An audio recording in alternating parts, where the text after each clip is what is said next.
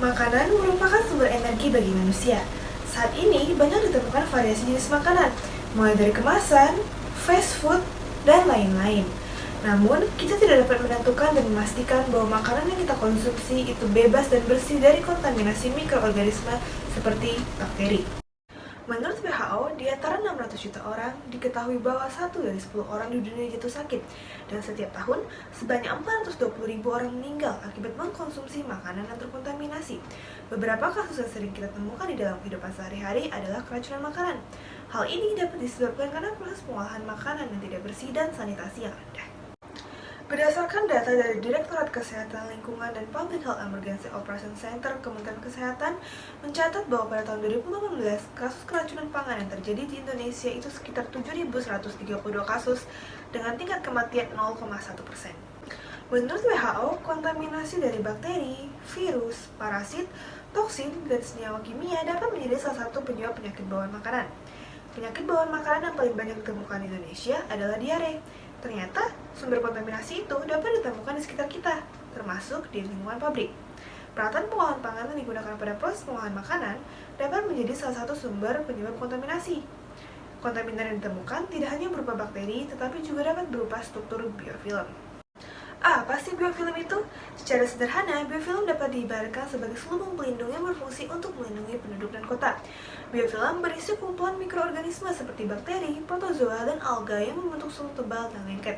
Biofilm yang melindungi bakteri membuat bakteri di dalamnya menjadi lebih toleransi terhadap gangguan fisik dan kimia, sehingga sulit untuk dihilangkan. Contoh nyata biofilm yang dapat ditemukan di dalam kehidupan sehari-hari yaitu berupa lapisan licin pada wastafel, bak kamar mandi, dan lantai yang tidak dibersihkan. Saat ini, biofilm menjadi salah satu permasalahan yang mendapat perhatian di industri pangan. Hal ini dapat disebabkan karena biofilm dapat menempel di berbagai jenis permukaan, seperti di pipa, plastik, kaca, dan logam. Biofilm dapat membuat peralatan pengolahan pangan menjadi tidak higienis, meningkatkan jumlah bakteri di produk akhir, dan mempengaruhi umur simpan produk. Umur simpan produk yang pendek dapat mempercepat kerusakan dan pembusukan pada produk pangan, sehingga dapat menimbulkan kerugian ekonomi akibat penolakan konsumen terhadap produk pangan tersebut. Produk pangan akan terkontaminasi oleh mikroorganisme penyebab penyakit atau patogen saat terjadi kontak antara makanan dengan peralatan pengolahan pangan. Akumulasi biofilm pada peralatan pengolahan pangan seperti pipa dapat menimbulkan beberapa masalah seperti pipa tersumbat, mengganggu sirkulasi, dan menurunkan kapasitas.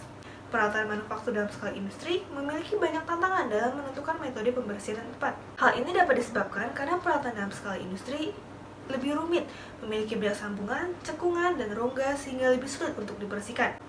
Metode konvensional yang sering digunakan yaitu dengan penggunaan bahan kimia seperti natrium hipoklorit. Namun, penggunaan bahan kimia ditakutkan dapat meninggalkan residu pada peralatan pengolahan pangan sehingga secara tidak langsung dapat menjadi kontaminan pada produk pangan tersebut. Selain itu dapat menggunakan perlakuan fisik yaitu penggosokan permukaan. Namun metode ini lebih sulit untuk diterapkan pada peralatan yang rumit, seperti memiliki banyak cekungan dan rongga. Selain itu, metode ini juga dapat meninggalkan goresan pada peralatan tersebut. Salah satu pendekatan baru yang mulai dilirik dan digunakan untuk mencegah bakteri patogen mencemari produk pangan adalah dengan penggunaan bakteriofage. Apa sih itu bakteriofage? Secara sederhana, bakteriofage dapat diibaratkan sebagai alien atau makhluk asing yang dapat menyusup dan hidup di dalam sel bakteri lalu membunuh sel tersebut. Bakteriofage secara alami merupakan virus yang merupakan musuh bakteri, sehingga dapat digunakan untuk membunuh bakteri, menghambat pembentukan biofilm, dan menghancurkan biofilm. Bakteriofage memiliki berbagai keunggulan seperti spesifik terhadap target tertentu dan bersifat aman bagi manusia, hewan, dan tumbuhan tetapi efektif dalam membunuh sel bakteri. Namun, bakteriofage yang memiliki berbagai keunggulan tersebut merupakan sekelompok virus. Virus memiliki konotasi negatif di kalangan masyarakat karena selalu dikaitkan dengan hal negatif dan penyebab penyakit.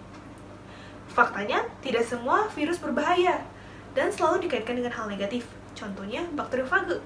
Bakteriofage dapat dimanfaatkan untuk kepentingan manusia, seperti dalam mengatasi kontaminasi bakteri patogen pada makanan.